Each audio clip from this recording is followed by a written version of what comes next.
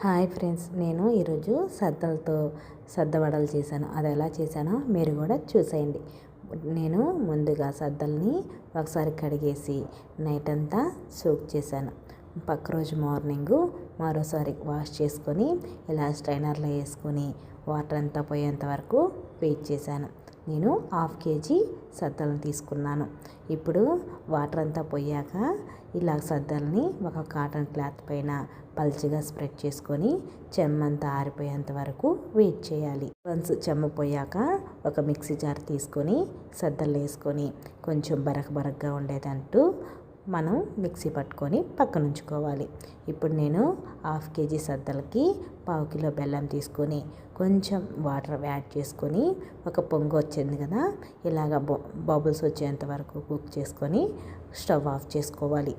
ఇప్పుడు సద్దపిండిలో 2 స్పూన్ల నువ్వులు, 3 స్పూన్ల కొబ్బరి పొడి, అలాగే కొంచెం ఇలాచీ పౌడర్ కూడా వేసుకొని ఒకసారి కలుపుకోవాలి. ఇలా బాగా కలుపుకున్న తర్వాత మనం ఆల్రెడీ చేసి పెట్టుకున్నాం కదా బెల్లం సిరప్ని కొంచెం యాడ్ చేసుకుంటూ బాగా కలుపుకోవాలి. ఇప్పుడు నాకు 1/2 kg సద్దలకి ఈ సిరప్ బాగా నీట్గా సరిపోయింది.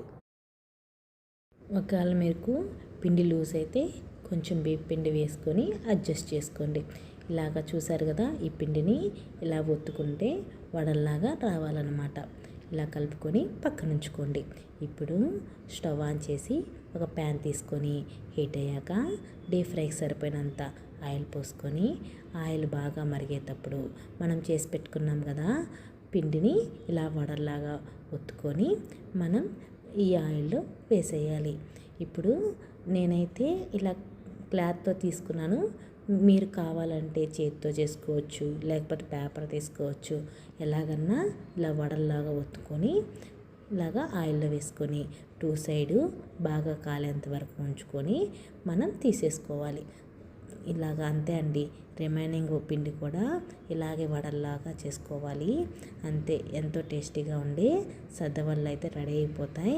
మీకు నచ్చితే లైక్ చేసి, షేర్ చేసి, సబ్స్క్రైబ్ చేయటం మర్చిపోవద్దు. Thank you for watching friends.